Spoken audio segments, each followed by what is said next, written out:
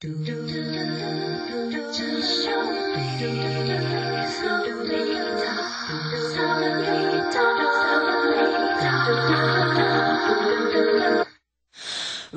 and racing and running in circles, moving so fast I'm forgetting my purpose. Isang araw na naman ang natapos para sa karamihan ng estudyante. Kadalasan, ang iba ay pumupunta sa silid-aklatan upang tapusin ang mga nakaabang na takdang aralin. Ang iba naman ay gigimik upang mapawi ang pagod sa 5 araw na pagpasok sa eskwelahan. Ito ang iniisip nating buhay ng isang karaniwang estudyante. Ngunit hindi lahat ay nasa ganitong kalagayan. Hindi lahat ng buhay estudyante ay natatapos sa isang tunog ng bell. Sa iba, ang tunog ng bell ay nangangahulugan ng pagsisimula ng kanilang buhay bilang mga estudyante sa trabaho. Ano-ano nga ba ang mga nagtutulak sa kanila upang magtrabaho?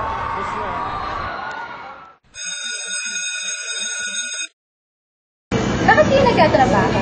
Para may bibili kami ng bigas at saka ulam. Kung papipiliin kayo, mas gusto nyo bang mag-aral o magtrabaho na lang? Gusto ko po mag-aral. Bakit? Para po matulungan ko yung nanay ko.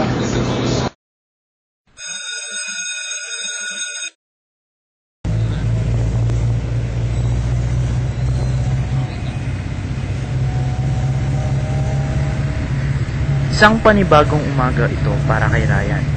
Noong araw na ito, sinamahan niya kami sa kanyang tahanan sa Tondo, Manila. Bago pumasok si Ryan sa eskwelahan, isang mainit na kape muna ang kanyang inihahanda para sa kanyang almusal. Hindi sapat, ngunit kailangan.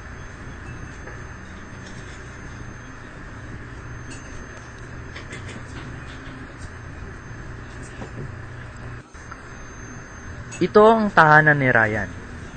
Bakas sa itsura nito ang hirap na kanilang tinatamasa, na siya namang pinapawi ng nag-iisa nilang telebisyon at larawan ng mga mahal sa buhay. Dito rin sa maliit na silid na ito, nagkakasyang matulog ang mga magkakapatid at ang iba niyang kapamilya. Kapos man sa yaman, ay nagagawa pa rin naman nilang mabuhay sa pang-araw-araw.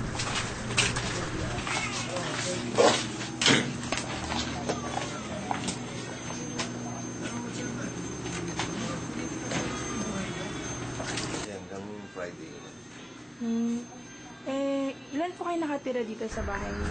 Nagkaroon kami ng pagkakataon upang makapanayam namin ang ama ni Ryan. Kumusta naman po si Ryan po bilang anak niyo? Okay naman. Mabait naman. Ano pong masasabi niyo sa kanya? Wala naman masasabi.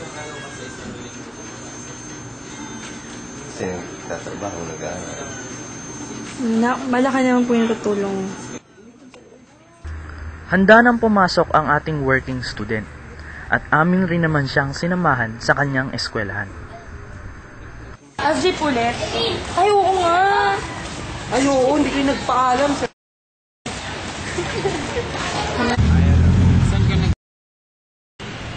Dito sa Datamex Institute of Computer Technology, hinahasa ni Ryan ang kanyang utak at galing nang sa gayon ay makahanap siya ng magandang trabaho sa hinaharap. Tinatahak niya ang musikip na landas na ito na puno ng pag-asa na may ahon sa hirap ang kanyang pamilya. Nagkaroon naman kami ng pagkakataon upang makapanayam si Ryan pagkatapos ng klase niya. Saan ka nag-aaral? Sa Datamex din. Datamex? Dyan lang, malapit. Tapos, After that, diretso naman ako sa work. SM San Lazaro. SM San Lazaro. Anong trabaho mo doon? Service ko, bali part-time. Part-time job. Tapos, magkano sa isyo din mo? Sales katapusan, 3,000. 3,000. So, 6,000 sa isang buwan. Ang sinisweldo mo. Puti naman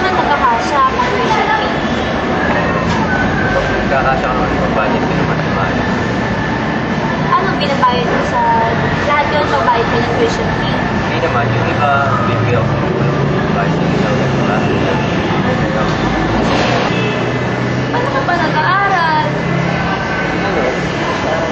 Dapat pauwi ko sa galing work, hindi ako mag-aaral. Bago ako matulog.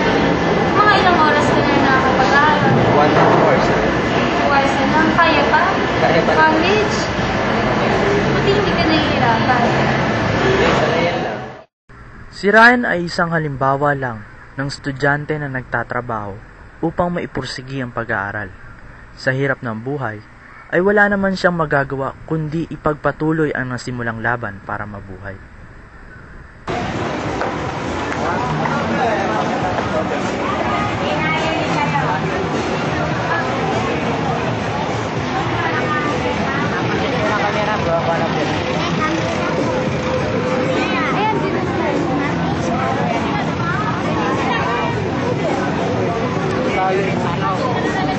Dito sa puso ng Quiapo, aming natagpuan ang mga batang ito na nagtitinda ng salamin. Ang mga batang ito ay nag-aaral sa umaga at nagtatrabaho naman sa hapon upang mayroon silang panggastos sa pang-araw-araw.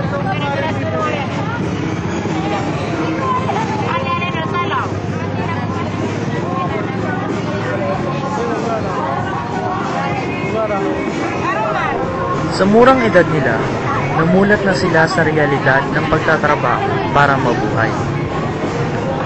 Nagawa rin namin makausap sila at kami natuwa dahil sila'y naging totoo sa kanilang mga salita. Anong pangalan mo? Jaber. Ha? Jaber. Chopper. Ikaw? Jalil. Jalil. Jalil. Ikaw? Alinod. Jalil. Alinod. Alinod. Chopper. Jalil. Jalil. Jalil. Tsaka Anilod. Bali,